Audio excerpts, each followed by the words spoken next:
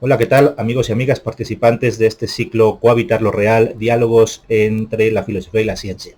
Hemos terminado ya este ciclo de 7 sesiones de mesas redondas en los que nos hemos juntado pues para debatir, dialogar y sobre todo compartir esta empresa de colaboración entre la filosofía y la ciencia. Y hemos revisado un poco de todo a lo largo de estas varias semanas, ¿no? Desde la pregunta general por las relaciones entre filosofía y ciencia, eso que en algunos lugares pues se puede llamar la pregunta metateorética, ¿no? En ese sentido de ver la filosofía como disciplina, la ciencia como disciplina y entonces ver si en tanto que disciplinas cómo pueden colaborar y si acaso lo pueden hacer, hasta también pues barrer una serie de temas particulares en los que ya no era una pregunta tanto metateorética, sino más bien in acto exercitud de cómo la filosofía y la ciencia están de alguna forma colaborando pues para aclararnos un problema más general que el que aparece a primera vista, ¿no? En fin, este ciclo de Cohabitar lo Real tiene un nombre muy peculiar de alguna forma, ¿no? De alguna manera, esto que llamamos realidad es algo así como el problema de nuestro tiempo, nos aparece una y otra vez, tanto en los problemas de orden social, ¿quién diría que hoy no tenemos una profunda crisis de realidad en el momento de lo social, pero también pues en el momento de lo artístico y otros, de lo poético, etcétera, incluido entre otras también, por supuesto, el de la ciencia. Y por eso decidíamos titular este ciclo de debates pues con esta idea de la cohabitación, ¿no? El habitar junto con otros esto de lo real. Porque en última instancia, si se me permite, lo que el filósofo estudia en una u otra manera es lo mismo, aunque de otra manera, que eso que estudia el físico, el químico, el biólogo, el historiador, el sociólogo, etcétera. De modo tal que habitando todos, el filósofo, el sociólogo, etcétera, el físico, habitando todos lo real, pues resulta que estando todos en ello, pues lo cohabitamos, ¿no? Y esta era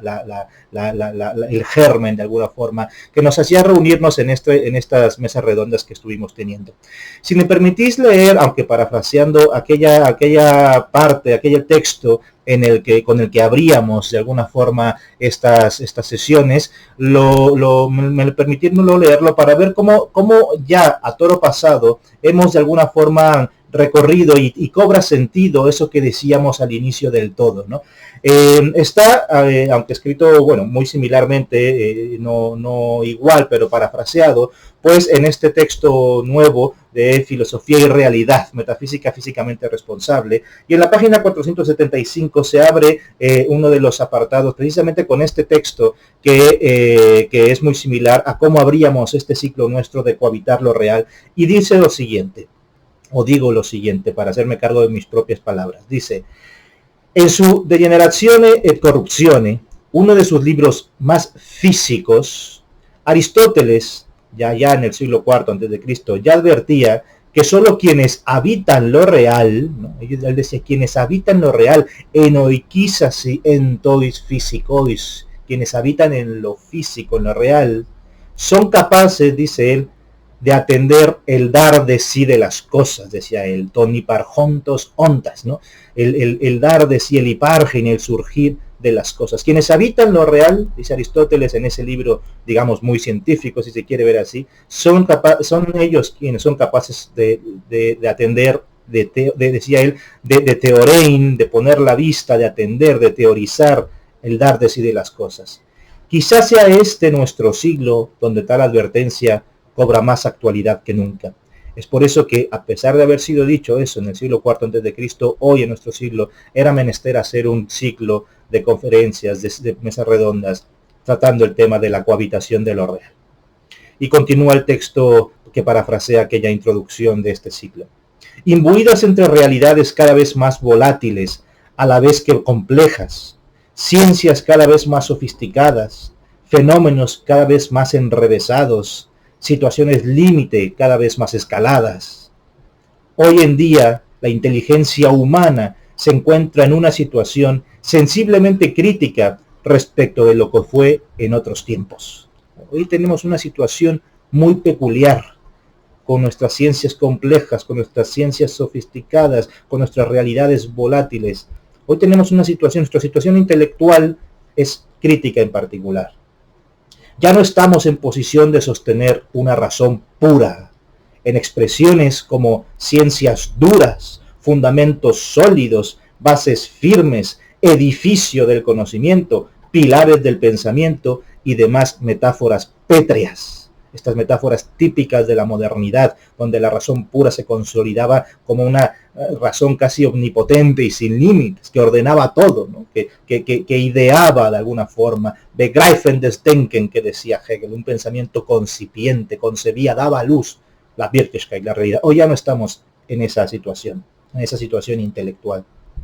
Ahora, más bien, la inteligencia humana, por supuesto, se encuentra frente a sí misma como lo que más modesta, pero también más auténticamente, ha sido siempre, a saber, aprendiz, maleable, plástica, líquida, falible, en definitiva, humana. Claro, no es el pensamiento de Dios, como decía Hegel, antes de la creación, ¿no? Vor der Erschaffung, antes de la creación. No.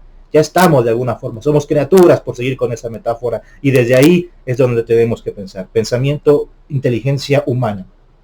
Sin los ropajes, pues, de una potencia absoluta, la persona humana concreta, anda a tientas entre una realidad dinámica que siempre estuvo sitiándola sensiblemente. La realidad siempre nos ha estado sitiando, ubicando, poniéndonos en nuestro sitio y al mismo tiempo promoviéndola. Claro, no solamente nos ha limitado de alguna forma, también nos ha promovido.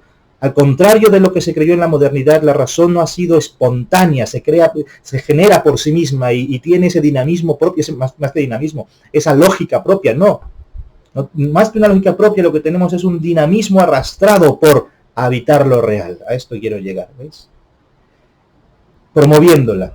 Así, con esa inteligencia realmente sitiada y en esta realidad humanamente intervenida, porque claro que la realidad no es lo que es independiente de nosotros, estamos ya in medias res y por tanto esa realidad está humanamente intervenida.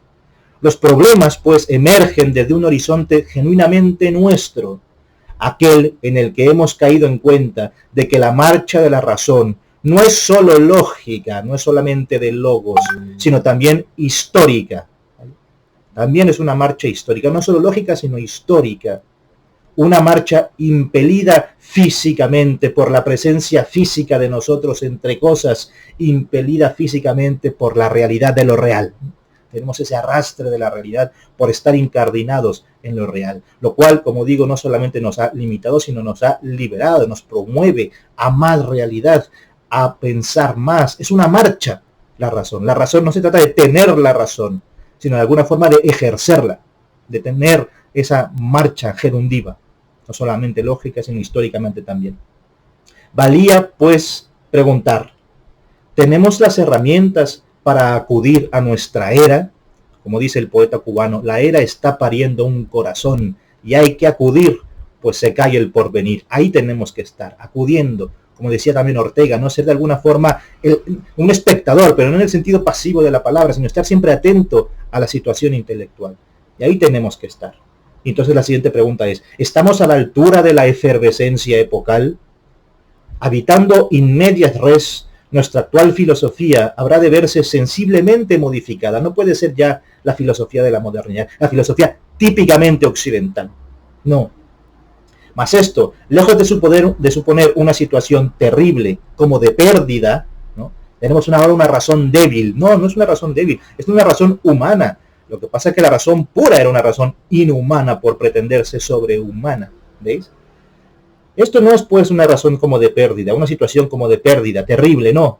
Significa más bien la oportunidad que tenemos para reconocerla también como dinámica y así tratar los problemas reales desde una metafísica en perspectiva. No una metafísica absoluta, perennis, no, en perspectiva, el perspectivismo de Ortega.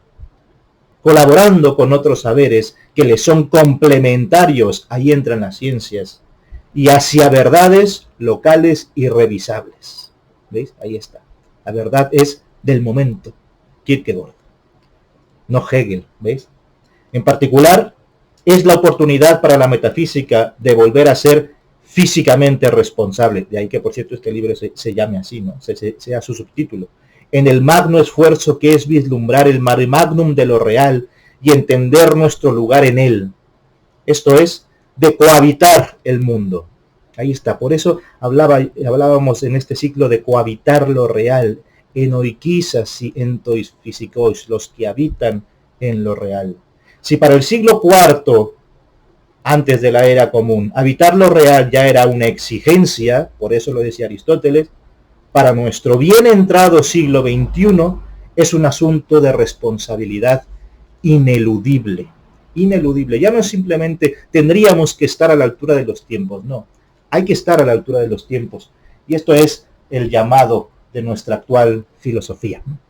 Bueno, pues dicho eso, con esa introducción que teníamos muy similar a este texto que acabo de leer, ahora ya reeditado pues para este libro en particular, con esa introducción que teníamos para este ciclo de conferencias, o más que de conferencias, de encuentros, ¿no? Pues entonces sí que podemos revisar muy brevemente nada más este asunto de las 7 sesiones que hemos tenido, ¿no? 7 sesiones que hemos tenido. Bueno, como sabéis, hemos invitado a varios ponentes, hemos invitado a varios profesores, profesoras, y nos han dado su perspectiva, de alguna manera, de cada uno de los temas que hemos tenido que ir tratando.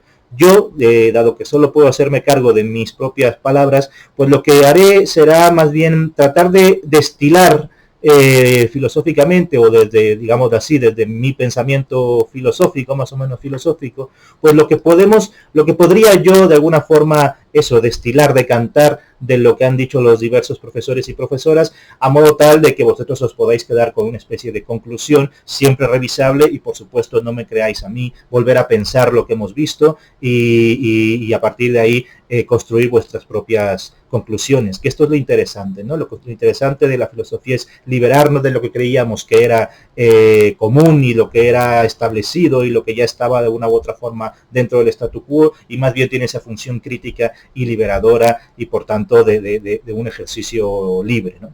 En fin, en la primera sesión que tuvimos allá por abril, tratábamos el problema general del asunto de las relaciones entre filosofía y ciencia. Las relaciones entre filosofía y ciencia han sido de alguna forma problemáticas. No diré que siempre han sido problemáticas, pero muchas veces han sido problemáticas. Muy probablemente en la época moderna, precisamente en la modernidad, la diferencia entre filosofía y ciencia no sea tan, o no parezca tan evidente, toda vez que todos lo que hoy llamaríamos científicos eran de una u otra manera filósofos naturales, ¿no? Recordad incluso cómo Descartes tiene un libro enorme que se llama tal cual Filosofía Naturalis, ¿no? Filosofía natural, que trata pues de su idea física del universo, una especie de universo de alguna forma mecánico, aunque fluido, ¿no? De mecánica de fluidos, por decir así. Y entonces parece que pues gente como Boyle, como muchos otros más, ¿no? Harvey, etcétera, también son filósofos naturales, y esa relación no está del todo escindida. El propio Kant, a su manera, antes de su periodo crítico, de su periodo filosófico, está de alguna forma utilizando la mecánica de Newton para entender los cielos astronómicos, etcétera, lo que se llamarán nebulosas, galaxias y demás, ¿no? En fin, es normal. El propio Hegel incluso hace su tesis de habilitación sobre la ley de Titus Bode, que es una ley pues experimental o fenoménica, más bien a propósito de las distancias de los planetas en el sistema solar, aunque se ve luego que no valía para todos, ¿no? Sobre todo para los más lejanos. En fin, esto es muy común. Pero si uno podría, de una u otra manera, hallar una especie como de acta de divorcio, por así decir, entre la filosofía y la ciencia, toda proporción guardada, insisto, esto es criticable, por ejemplo, o probablemente en el libro máximo de Newton, ¿no? Los Principia Mathematica, Filosofía Naturalis, ¿no? Filosofía Naturalis, Principia Mathematica. Es decir, ya no solo, como decía Descartes, filosofía natural, no, sino que Newton le va a poner un apellido a cada una de estas dos palabras y va a decir, sí, filosofía natural, sí, no, principia filosofía, ¿no? Filosofía natural, claro, es principios matemáticos, filosofía natural, no solo principia filosofía, no solamente principios de filosofía, sino principia matemática, filosofía naturales, principios matemáticos de la filosofía natural. Por tanto, ya no son solamente cualesquiera principios, ni tampoco cualesquiera filosofía. No solamente es filosofía natural, no solamente es principios de filosofía, sino que son principios de orden matemático, numérico, métrico, respecto de una filosofía que no es más que natural, no supernatural. No hay de alguna forma espacio para entidades naturales, sobrenaturales en esta filosofía en particular, que ganará, que insisto, se divorciará a partir de entonces de la filosofía en general, ¿no? Por decirlo muy grosso modo. En fin, a partir de entonces parece, insisto, que en la modernidad no había tanto problema entre distinguir la filosofía de la ciencia, etcétera, y sin embargo, pues si uno hace un trabajo un poco más de escudriñamiento, sí ve que empieza justamente esa decisión, ese divorcio, por decirlo así, mal y pronto, ¿no? En fin, esto comienza a avanzar, ya sabéis, el propio idealismo, ¿no? Pensemos en el propio Hegel, reinterpreta la filosofía de la naturaleza, o el propio Goethe, etcétera, a su manera, desde pues la idea concipiente y demás, ¿no? Una reacción a esto va a ser justamente el positivismo de Comte, ¿no? Con sus faits observés, ¿no? Los hechos observables son lo que importa, etcétera. Y en fin, esto va a llevar nuevamente a ese entrecruzamiento entre si la filosofía y la ciencia, como las conocemos hoy, por lo menos, deben o no trabajar juntas, o cada una va a su manera. Este era un poco el problema que nos surgía en la primera sesión, lo que es normal, justamente habida cuenta de que teníamos primero que empezar por el problema más general. Y claro, esto suponía entonces que, o revela, mejor dicho, que hay muchas filosofías que, o dentro del mare magnum de propuestas filosóficas, incluso dentro de nuestros propios tiempos, pues no está claro que la filosofía y la ciencia deban colaborar, ¿no? No está claro que así deba ser. Por ejemplo, podemos pensar primeramente, por decir algo, en la fenomenología, por ejemplo, ¿no? Que la fenomenología no es que rechace la ciencia, el propio Husserl es un matemático de formación, ¿no?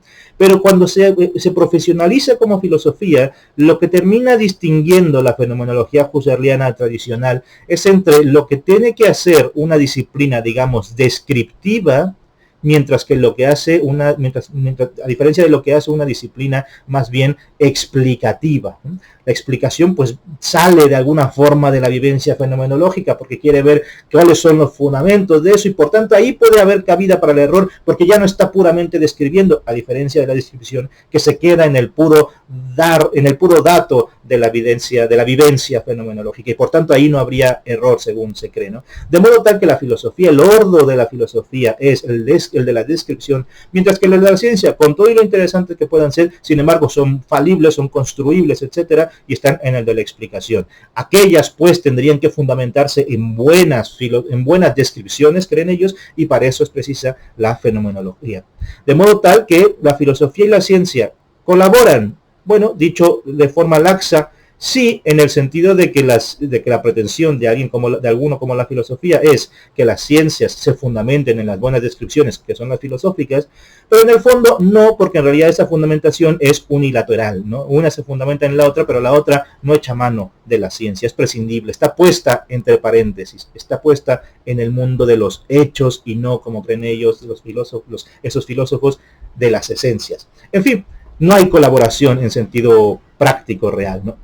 Podemos pensar también en el positivismo lógico, que de alguna forma puede dar la impresión de que nuevamente hay una colaboración, pero no. Si antes en la fenomenología, por ejemplo, la ciencia era como una especie de segundo orden respecto de la filosofía, en el positivismo lógico es más bien al revés. La filosofía es una especie de segundo orden respecto de la ciencia, toda vez que lo que tiene que hacer la filosofía, según creen ahora estos otros filósofos, pues está en más bien desentrañar el lenguaje científico, a fin precisamente de que no se generen falsos problemas, así mal llamados filosóficos. La filosofía, por tanto, no tiene un objeto de estudio propio, sino simplemente desenreda el mare magnum de conceptos científicos para aclararlos y entonces disolver pseudoproblemas.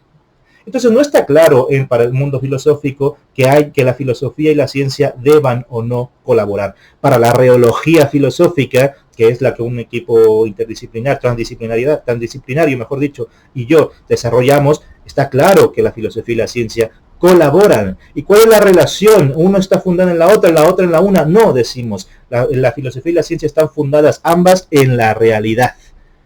Cohabitan lo real, y por tanto no es que una está al servicio de la otra o la otra de la una. Las dos, filosofía y ciencia, como otros saberes, están al servicio de lo real. Por tanto, para poder escucharla y escucharla bien, hay que colaborar en esa, digamos, visión acústica, ¿no? Ecográfica de lo real, a fin de poderla escuchar mejor entre todos.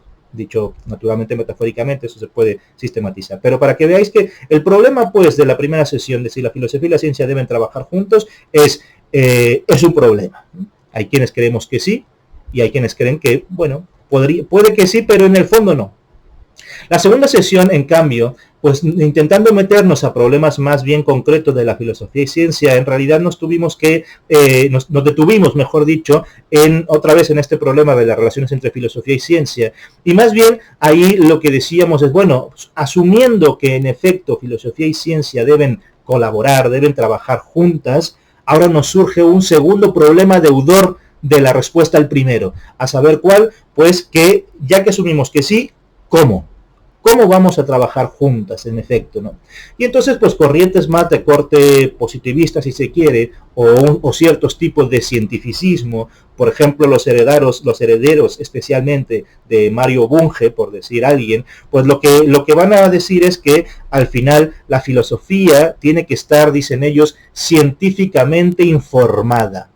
Es una proposición esta tesis que es muy discutible, pero más o menos lo que estas personas entienden por scientifically informed, informar aquí no es solamente que vayas y te notifiques como cuando te informas en un telediario, no, inform, aquí en este caso en el inglés, proviene en última instancia del latín y viene a decir viene a significar que da forma a la filosofía. La ciencia da forma a la filosofía. Esto es lo que estas disciplinas quieren, este tipo de filosofías quieren decir cuando dicen que la filosofía debe estar científicamente informada. No es solamente que sepa, que se entere, que esté enterada de lo que hace la ciencia, no, sino que la ciencia le dé su forma, la estructure. Ahí está lo de inform, ¿ves? Le da forma internamente. Esta es la idea.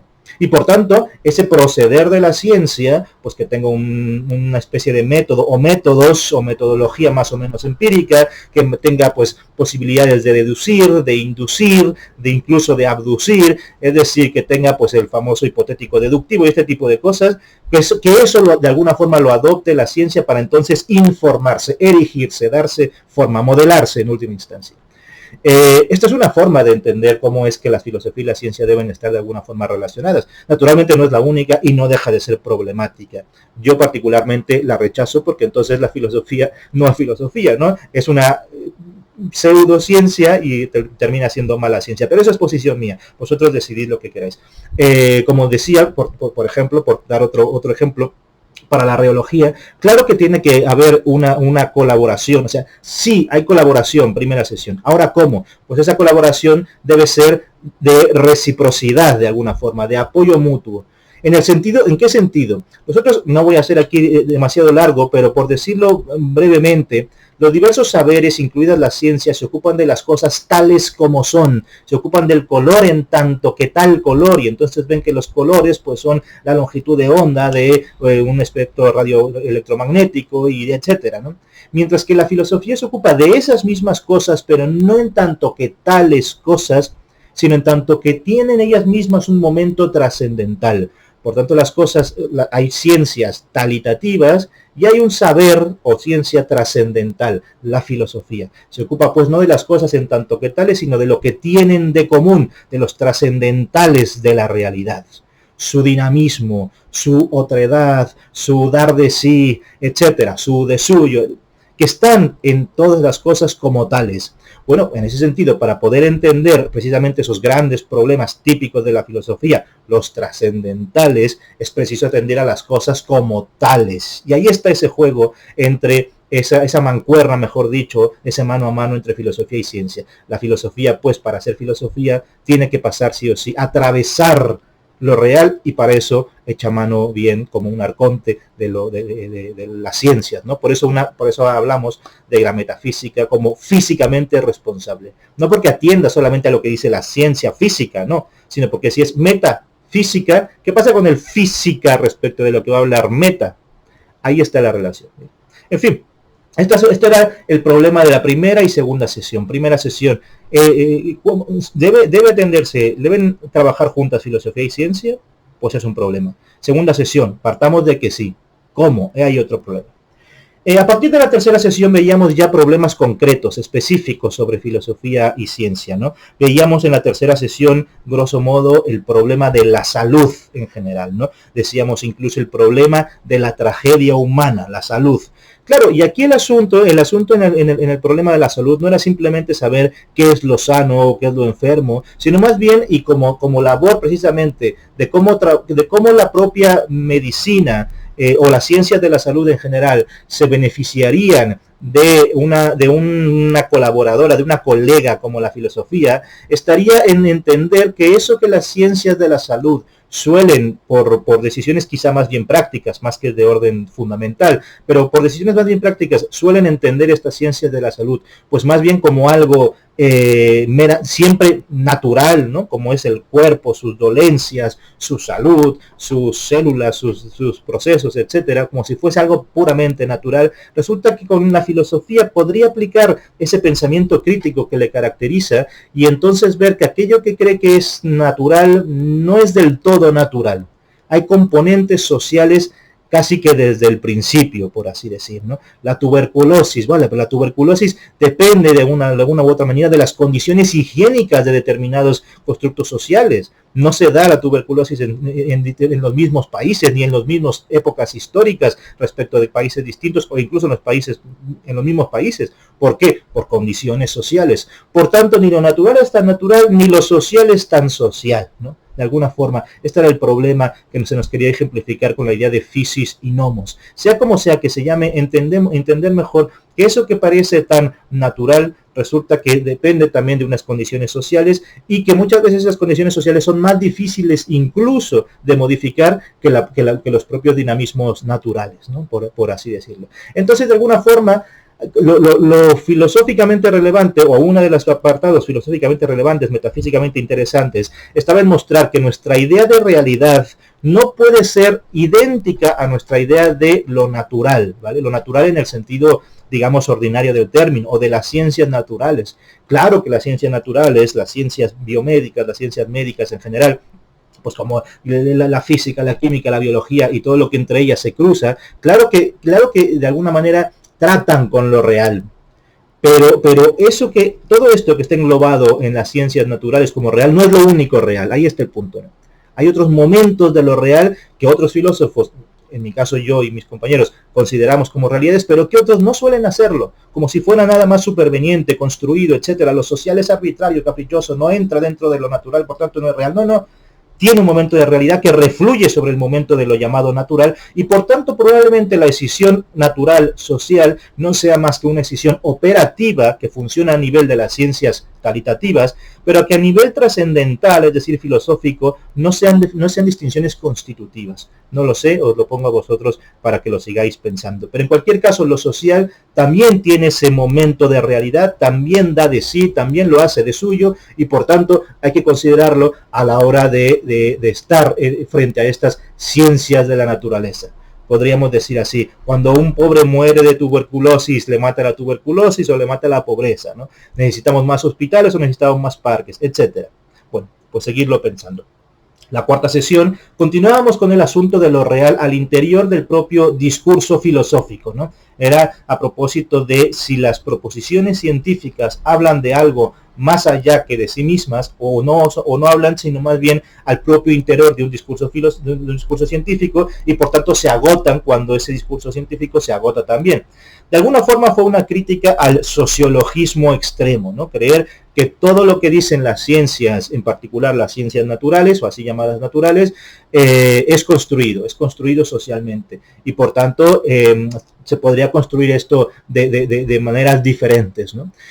En realidad lo que podíamos destilar filosóficamente es que, vale, si en la sesión anterior veíamos que en efecto lo social también es real, también tiene esa efectividad, realidad en alemán se dice Wirklichkeit, Wirklichkeit viene de Wirk, que es efecto, Werk, trabajo, ¿no?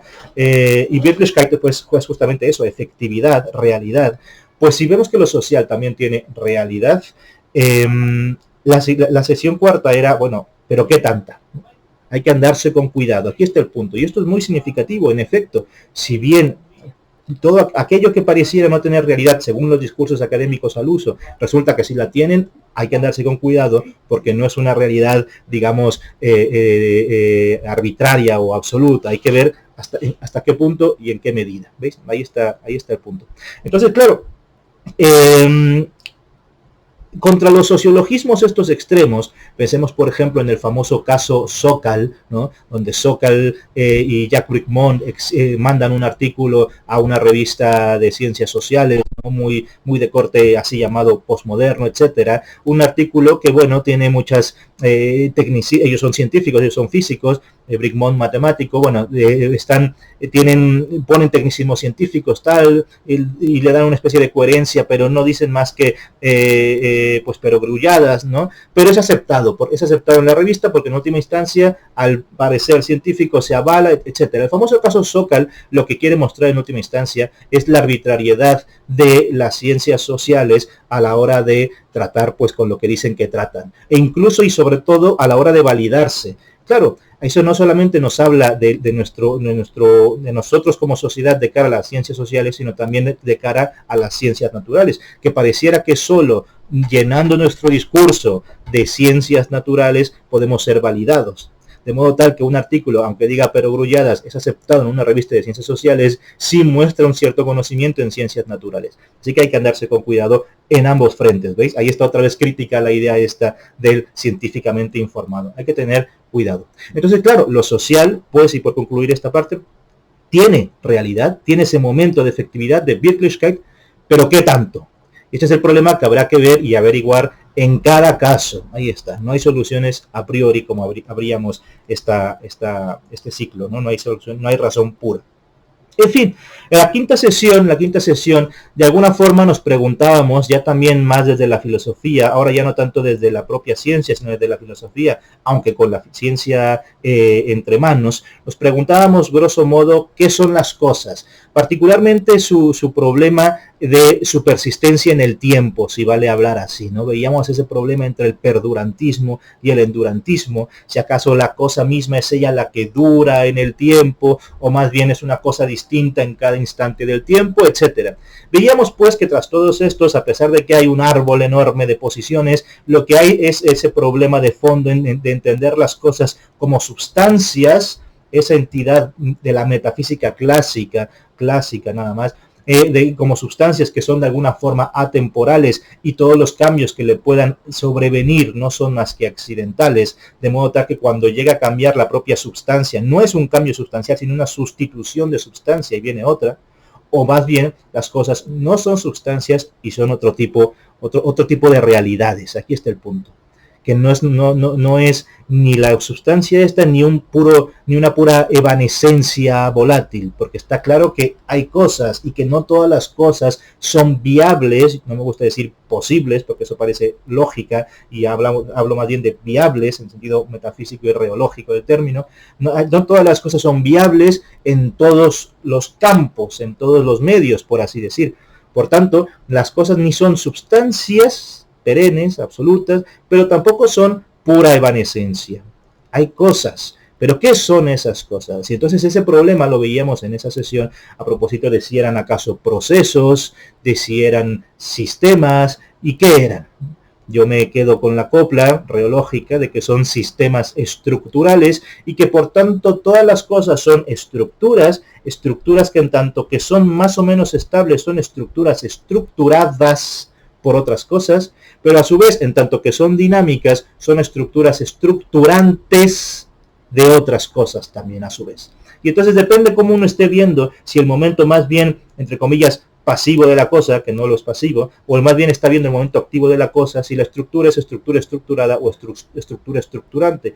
Algo que por lo demás la filosofía ha intuido a su manera, con la idea del dar de sí, con la idea de la natura naturans, etcétera, pero que definitivamente hay que reactualizar hoy con las filosofías más contemporáneas y por supuesto con lo que nos dice hoy la ciencia, ¿no? Este dinamismo constante de lo que las cosas puedan ser.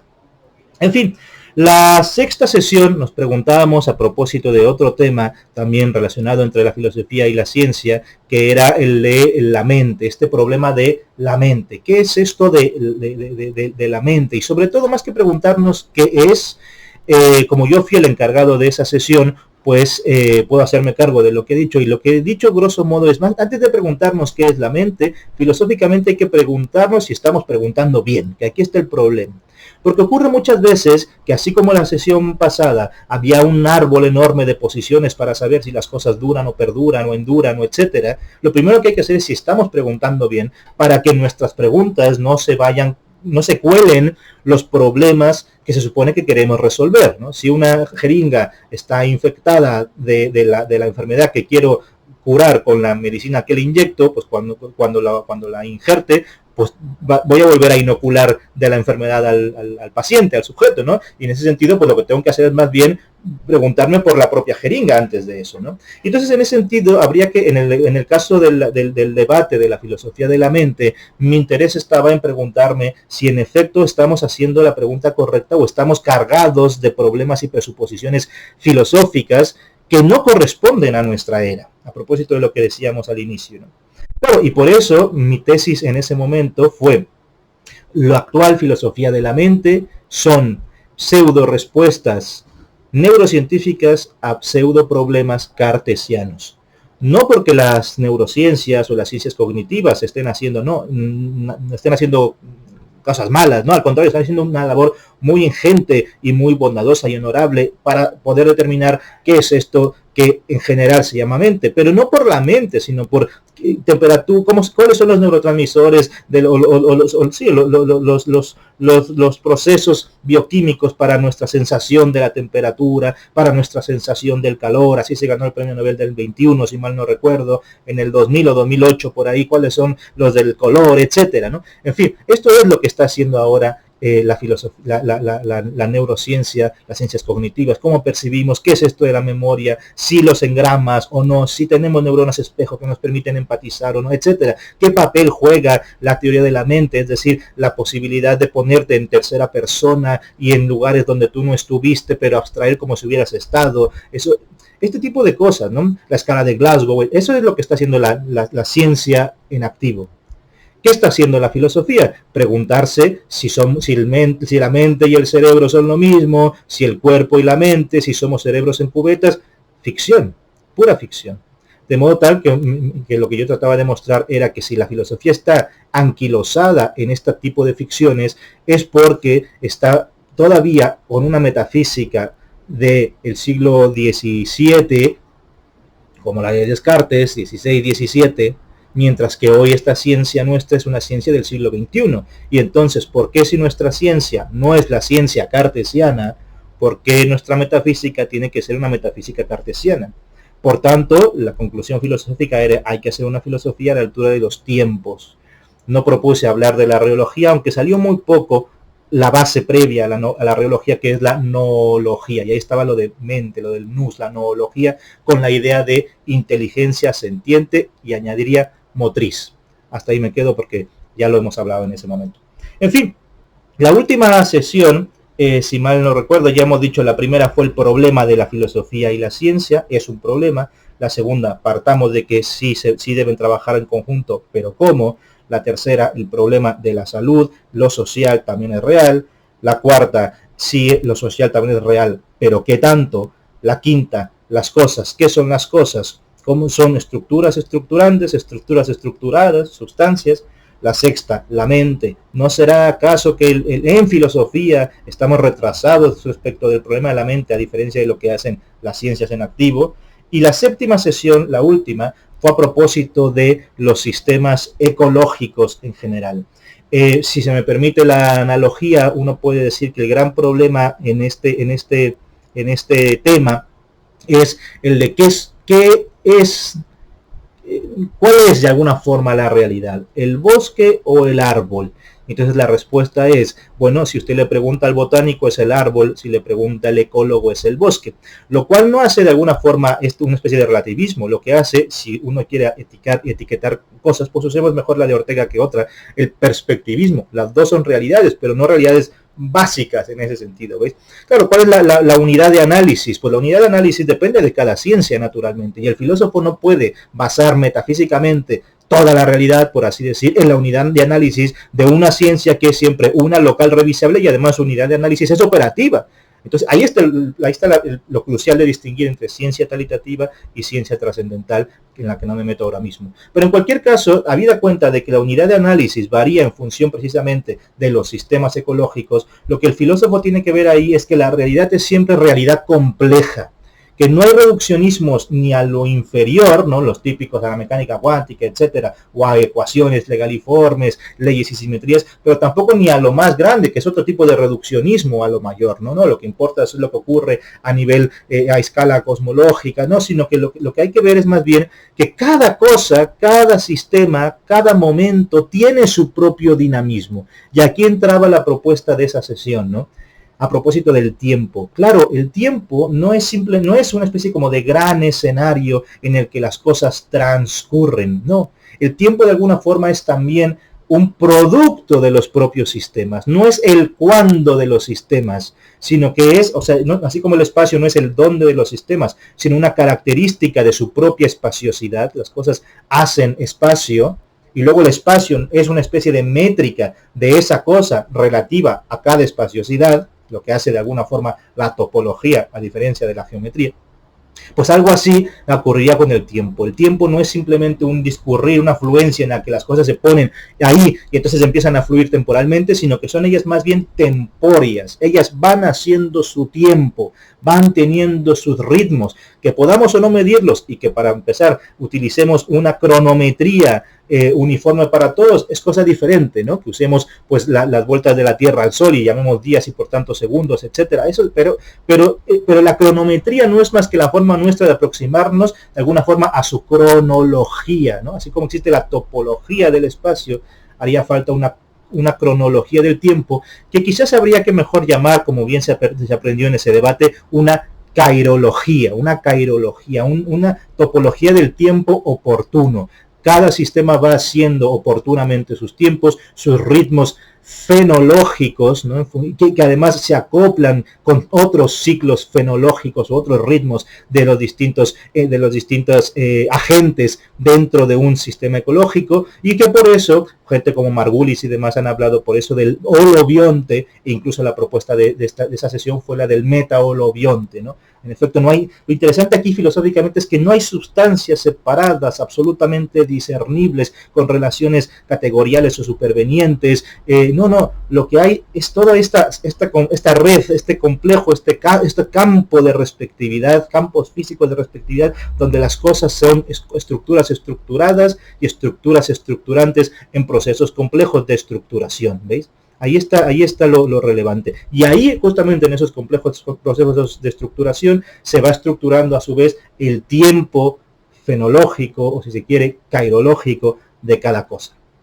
En fin, estos son más o menos un breve resumen de las 7 sesiones que hemos tenido. Resumir 70 horas, no, 140 horas, si mal, claro, 2 horas por sesión, y han sido 14 horas, perdona, 140 horas, mucho, 14 horas en 45 minutos que llevo es complicado, pero dejo más o menos apuntado este problema, esta estela de problemas, para que vosotros podáis seguir trabajando, seguir pensando al respecto, y sobre todo pensando, que esta es la gran moraleja de este tipo de sesiones que hemos tenido, ¿no? Pensando no a título de filósofo solitario. El filósofo solitario, ahí en su chimenea mientras toma coñac y fuma un cigarro, quedó en la modernidad, en Descartes o en Spinoza, aunque claro, es una caricatura, quiero decir, ¿no? Pero ese filósofo solitario, si antes no era viable, o parecía que sí, pero no lo era, hoy menos.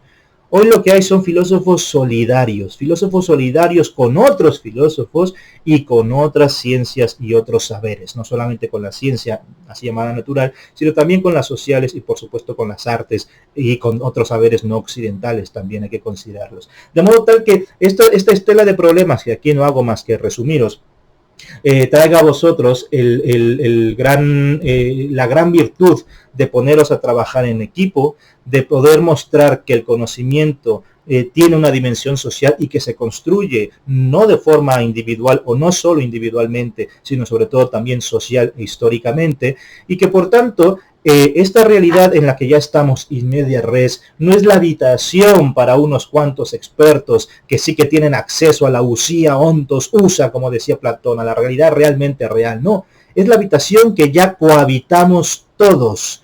Y puesto que las cosas ellas, pues como vemos, son complejos de estructuras que están de alguna forma todas relacionadas y que ni lo natural es tan natural ni lo social tan social y todo se va complejizando, etcétera. Si de alguna forma las cosas están en esa comunidad trascendental, lo que un griego llamaría una koinonía, una comunidad, pues si las cosas están así, en comunidad trascendental, máxime, no es sorpresivo que nuestros saberes al respecto de esa comunidad trascendental, que son las cosas, nuestros saberes al respecto, también tengan que ser saberes comunitarios. He ahí, pues, cohabitar lo real. Muchas gracias a todos vosotros y vosotras participantes de este ciclo, también a los organizadores, y espero veros pronto en otra ocasión similar y próxima. Un abrazo.